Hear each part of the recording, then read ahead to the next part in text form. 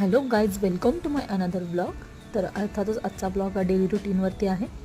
तर आज सकाळी मुलांना शाळेत वगैरे सोडून आले आणि मी पण माझ्या योगाच्या क्लासला जाऊन आले होते. आणि त्याच्यानंतर आज म्हटलं जरा बाहेर काम होतं आमचं म्हणून गेलो होतो आम्ही. तर मग येताना विजयनगरच्या इथे नादब्रह्म इडली म्हणून आहे. युजली आम्ही तिथली इडली बऱ्याच वेळा खाल्ली आहे. आज पण म्हटलं की तिथे जाऊन इडली खायची, इडली आणि वडा. मग आम्ही असंच तिथे नाश्ता केला थोडासा आणि फ्रूट्स पण घ्यायचे होते. मग फ्रूट्स थोडे घेतले. तिथे एका बाईची गाडी बंद पडली होती. हेल्प म्हणून करायला गेलो तर ती बाई एवढी क्रूर होती की सर थँक्स पण नाही म्हटली. बरं जाऊ दे, थँक्स म्हणायची काय अपेक्षा नाही आहे, पण तिचा लूक एवढा रागाने बघायचा होता ना, जणू काय आम्ही चुकलोच की तिची मदत करू. अशी लोकं पण असतात. असो, मग आलो आम्ही घरी.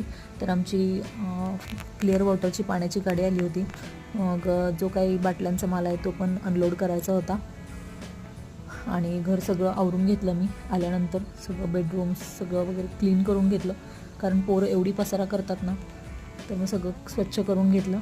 आणि नंतर कामगारांना चहा पण द्यायचा होता.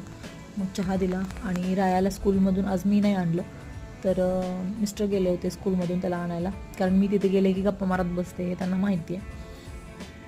मग त्यांनीच आणलं रायाला. मग आल्यानंतर त्याचं जेवण झालं.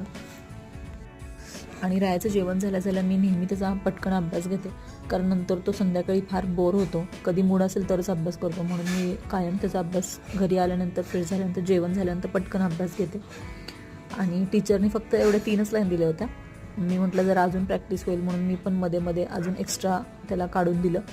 त्याने ते पेज भरून एक पटकन अभ्यास केला. अभ्यास केल्यानंतर त्याने थोडा वेळ गेम खेळला. त्याला गेम खेळायचा होता. ॲक्च्युली मुलांची मोबाईलची सवय मला जरा बंद करायची, म्हणून आम्ही त्यांचं स्क्रीन टाईम फक्त अर्धा ते पाऊण तासाचं केलं आहे. आता द्यायचं नाही असं पण नाही, पण थोडंसं घेतात मुलं. आता हल्लीचं हेच वेगळं आहे, सगळं कल्चरच वेगळं आहे. तर मुलं थोडा वेळ मोबाईल घेतात. पण मी रायाला असं सांगितलं आहे की तुला जर व्यवस्थित तू सगळं करणार असेल तरच मी तुला अर्धा तास मोबाईल देणार नाही. सगळा अभ्यास त्याने केला, सगळं त्याने त्याचं आवडलं. म्हटलं तू अभ्यास कर, जेवण कर, मगच मी तुला अर्धा तास मोबाईल खेळायला देणार. मग त्याने सगळं कंप्लीट केलं.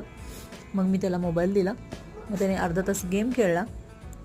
मग ते गेम खेळत असताना त्याला कुठलं तरी ते चोर आणि पोलिसचं काही समथिंग तशा टाईपचं काहीतरी गेम आहे वाटतं ती.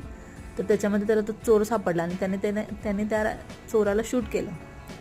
तर तो एवढा खुश झाला होता ते शूट झालेलं बघून. त्याचा आनंद तो मस्तपैकी मला व्यक्त करून सांगत होता.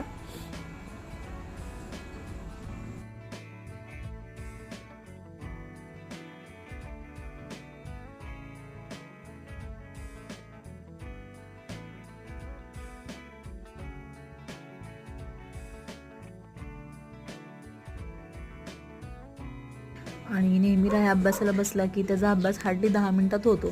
तो कुठला का असेल ना, मूड असेल तर, नाहीतर मग अर्धा तास तरी लावतो.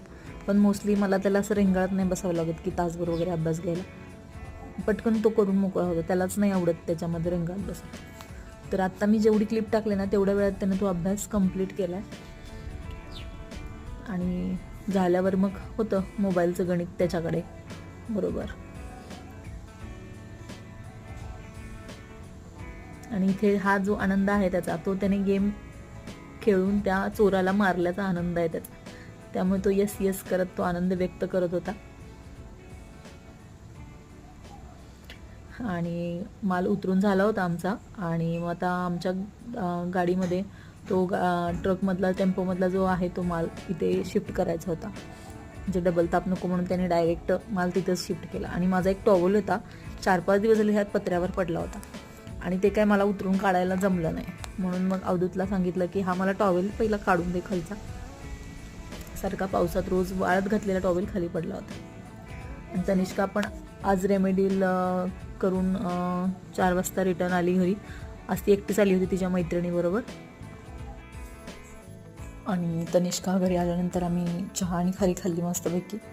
आणि आज तनिष्काची फ्रेंड तिला भेटायलाच घरी आली होती. ती आय थिंक आमच्या घराच्या इथेच राहायला आली आहे, त्यामुळे ती आली होती. तर भेटू पुढच्या ब्लॉगमध्ये. Till then, bye bye.